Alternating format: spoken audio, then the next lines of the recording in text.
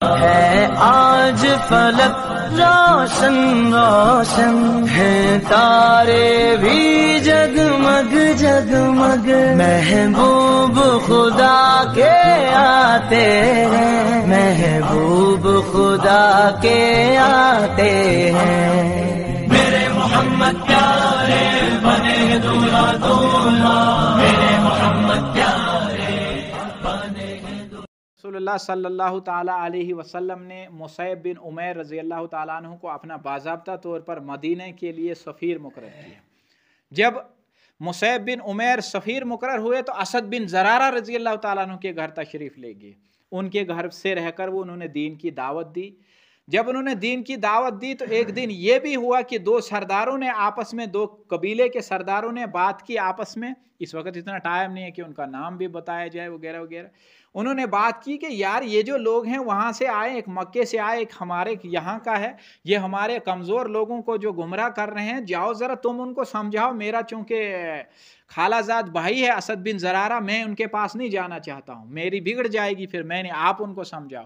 جب وہ گئے، جب وہ وہاں پہنچے تو مصعب بن عمیر رضی اللہ تعالیٰ نے فرمایا کہ بھائی، انہوں نے تھوڑا پہلے کھری کھوٹی سنائی جیسا سناتے ہیں، پھر مصعب بن عمیر رضی اللہ تعالیٰ نے فرمایا کہ بھائی تھوڑا آپ تشریف رکھیں، بیٹھ جائیں، اگر آپ کو اچھی بات لگے میں آپ کو قرآن سناؤں گا، اگر اچھی لگے قبول کر لو، نہ لگے تو پھر ہم آپ سے دور ہی رہیں گے، جن کو آپ کہیں گے نہ سنانا پھر ہم نہیں سنائیں گے۔ بہرحال جب وہ بیٹھے انہوں نے قرآن سنا تو اسد بن زرارہ رضی اللہ تعالیٰ فرماتے ہیں کہ میں نے ان کے سنتے سنتے ہی ان کے چہرے کے رنگ سے پہچان لیا کہ یہ تبدیل ہو گیا، یہ اس نے ایمان لے آیا۔ جب اس مصعب بن عمیر رضی اللہ تعالیٰ نے قرآن سنا لیا تو انہوں نے فوراً جو ہے کہا اب آپ بتاؤ، آپ جو اپنے دین میں کسی کو داخل کرتے ہو تو کیا کرتے ہو؟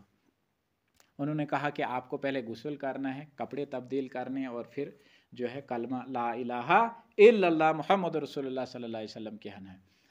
بہرحال پھر انہوں نے ایسا ہی کیا۔ جب وہ واپس گئے تو وہ قبائل کے اور بھی لوگ بیٹھے تھے، قبیلے کا بڑا سردار وہ بھی بیٹھا تھا، اس نے بھی پہچان لیا۔ اس نے کہا یہ جو چہرہ لے کر یہ یہاں سے گیا تھا وہ چہرہ لے کر یہ واپس نہیں آ رہا ہے، اس نے فوراً بتا دیا۔ اب جو ہے انہوں نے ایک ٹرک لگایا کہ اگر میں اس کو یہ بتاؤں کہ میں نے بھی اسلام قبول کیا تو یہ وہاں جائے گا نہیں، اس کو انہوں نے پہنچانا تھا، وہاں قرآن سنوانا تھا۔ ہم دعوت کس کے ذریعے دیتے ہیں یہ ہم کو سوچنا ہے۔ وہ لوگ دعوت قرآن کے ذریعے سے دیتے تھے، قرآن کی طرف لوگوں کو بلاتے تھے، قرآن سناتے تھے لوگوں کو۔ بہرحال جب وہ وہاں انہوں نے اس کو بتایا کہ دوسرے قبائل والے تمہارے اس قبیلے کے جو اسد بن زرارہ رضی اللہ تعالیٰ عنہ اس قبیلے کے، ان کو جو ہے قتل کرنا چاہتے ہیں، ان کو نقصان پہنچانا چاہتے ہیں، تم جاؤ ذرا ان کے پاس خود معلوم کرو۔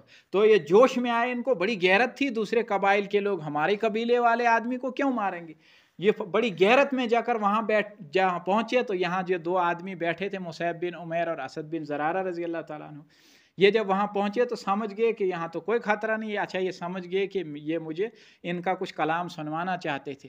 بہرحال بڑی کھری کھوٹی انہوں نے بھی سنائی، برا بھلا کہا۔ پھر مصعب بن عمیر رضی اللہ تعالیٰ نے فرمایا کہ بھائی نیچے بیٹھ جاؤ، بات سنو، اگر آپ کو اچھی لگے تو قبول کرو، نہ لگے تو پھر ریجیکٹ کرو، ہم آپ کو دوبارہ نہیں سنائیں گے۔ ان کو بھی قرآن سنایا۔ جب قرآن سنایا تو اسد بن زرارہ رضی اللہ تعالیٰ فرماتے ہیں کہ میں نے ان کے سنتے سنتے ہی ان کے چہرے کے رنگ سے پتہ لگا لیا تو اس نے تو ایمان لے آیا۔ بہرحال جب سن لیا تو اس نے کہا بہت اچھا کلام ہے، اب آپ مجھے یہ بتاؤ کہ آپ جب اپنے دین میں داخل کسی کو کرتے ہو تو کیا کرتے ہو؟ ان کو بھی وہی بات بتائی گئی جو ان کو بتائی، وہ بھی اسی وقت اسلام لائے۔ وہ جب اب بڑا تو بڑا ہی ہوتا ہے، رسول اللہ صلی اللہ علیہ وسلم مکے کے اندر سرداروں کے پاس کیوں جا رہے ہیں، اس کا آپ کو یہاں پتہ لگے گا۔ جب وہ اپنے قبیلے میں گئے نا، بہت بڑا قبیلہ تھا، سینکڑوں مرد و عورتیں بچے تھے، انہوں نے جاتے ہی اعلان کر دیا کہ میں کسی قبیلے کے آدمی سے تب تک میرے لیے بات کرنا حرام ہے جب تک نہ محمد صلی اللہ علیہ وسلم کا دین آپ قبول کر لو، جب تک نہ آپ اسلام قبول کر لے گو میں کسی قبیلے والے سے بات ہی نہیں کرتا، میں کسی بچے سے بھی بات نہیں کروں گا۔ بہرحال شام تک کہتے ہیں کہ سارے کا سارا قبیلہ جو ہے اسلام لے آیا۔ یہ ہے محنت کہیں اور ہو رہی تھی، لیکن اس کے اثرات اللہ تبارک و تعالیٰ نے کہیں اور منتقل کر دیے۔ اب یہ بڑی زمین بڑی زرخیز ہونے والی تھی۔ اب اس طرف سے آپ یہ سمجھیے کہ ہجرت ہونے ہی والی تھی۔ یہ بہرحال 12 ذی الحج کے بعد کی بات ہے۔ 13 हिजरी 13 नबवी के ज़िलहज के बाद आपने पूरी तैयारी की है, फिर आप मदीने तशरीफ़ लाए हैं। ये